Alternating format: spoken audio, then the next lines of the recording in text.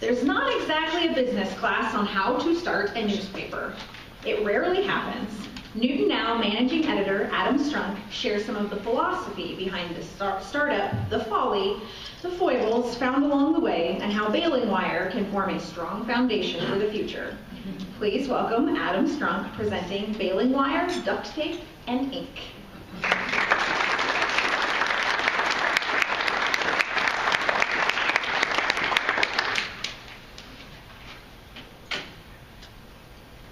Howdy, folks.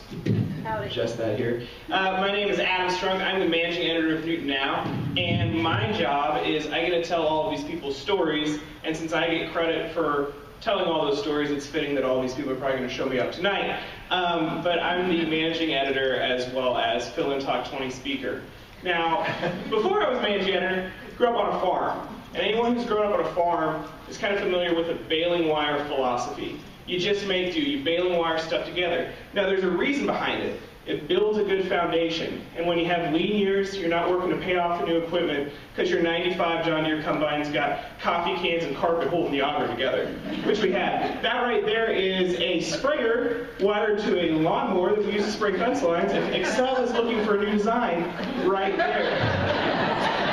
That's my dad. But that philosophy also can apply to newspapers. Now, when we wanted to come up and start this newspaper with Newton Now, everyone said, 1, why Newton? 2, why a newspaper? There wasn't exactly a class on starting a newspaper. We didn't know what we were doing, but we had a plan. We just wanted to go out there, put out good local news that'd be worth reading. Now, this plan that we came up with, we thought would be easy. We just go to folks in Newton, we tell them what they're doing, and they would just open up their wallet and say, here's some money, go ahead and do that. Now, I'm from Annandale, or was. I've lived in Newton for about 3 years. What I learned about Newton folks is that they kind of want to see what they're paying for before they pay it, and when they do, they want to bargain. So that wasn't exactly what happened. That is me at the Harvey County State Fair. If you haven't sat for 3 days out in the heat and dust, I would highly recommend it. Or Harvey County Fair. And we had not quite sold as many subscriptions as we had hoped. And it was kind of a what in the heck are we doing moment. Like, I had my hometown paper I worked at for about 2 or 3 years.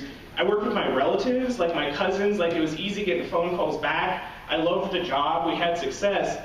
And then I had left that to come up to Newton, Kansas, where I knew absolutely no one, and try to make a newspaper work.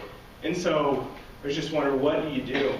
Now, when stuff breaks down, the first thing you do with baling wire, you figure out what pieces you have that work. We had a great features editor that was Wendy Nugent. We had a great ad guy that was Bruce. We had Joey with a plan. We had me who was marginal at best. But we tried to figure out how do we wire that together. We didn't have a whole lot of money, but what we did have was time and effort. That right there, Bruce and I got frustrated about not selling a whole lot of subscriptions. We just loaded up his pickup truck, went to the farmer's market, wrote with a magic marker on a cinder block, and sold papers there. We sold more subscriptions there than we did at the entire Harvey County Fair. Fair's good, still visit the fair. But we tried to do whatever we could, speaking to people, speaking to crowds. What are we doing right here? You would talk to nursing homes, you would talk to civic groups. We talked to anyone who would listen, folks at the grocery store, because we knew that if we could just get in front of them, talk a little bit, we might be able to communicate what we were doing. And then the other thing that we really were just trying to do is just to be at everything. Each one of those kids has a name, and each one of those names is attached to a mom and a dad, or a grandparent, or someone who might buy a newspaper. Each time we can get a name in the paper, that was another chance we could get a subscription. Each story we were there might be something that would interest someone else. And so we tried to just be everywhere we could, because we had to. Like, that was the only way we made it work. That was the only way we could wire stuff together.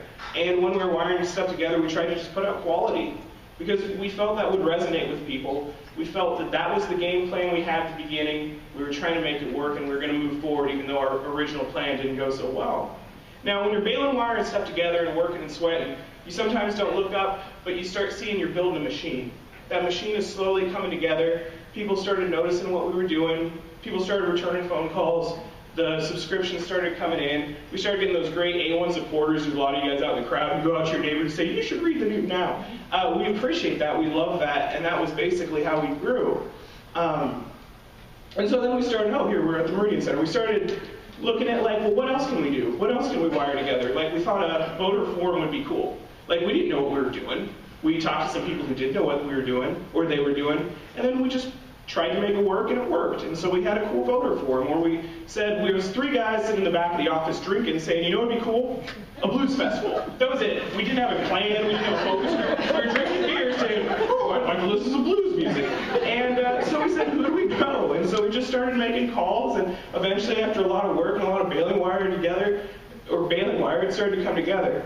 Now, I'm not saying this to say like, oh, look at us, like we're smart. I'm saying this that like, we didn't have a clue at what we were doing, but we still made it work. And there's a reason for that. It's being willing to say maybe I don't know, being willing to go out to other people, being willing to say like, help me out. Let's throw this against the wall, let's know what we can do, and let's make the rest work. And when you do that eventually, the other stuff comes. Like, we started getting recognized for our work, we started growing, and that stuff is cool, that's great, like everybody loves a little bit of positive recognition. But if you start thinking about it, why did we baling wire stuff on a farm? Like, why did we like scrimp to make stuff work? Because of our family, and because of our friends, and because we had people relying on us, and we had a community relying on us. And that's really what the newspaper's become. It's become a community of our office workers, of a bunch of people that I'm just super happy to go into work every day. And it's become a larger community. It's become a Newton community. It's become all you folks and people we're just proud to serve. And so I guess what I just wanted to say with all of this is us doing okay, or us moving forward, or whatever people want to call success or not. I don't really think success is having an amazing plan. I think that success is knowing how to baling wire all of those pieces together when that plan falls apart.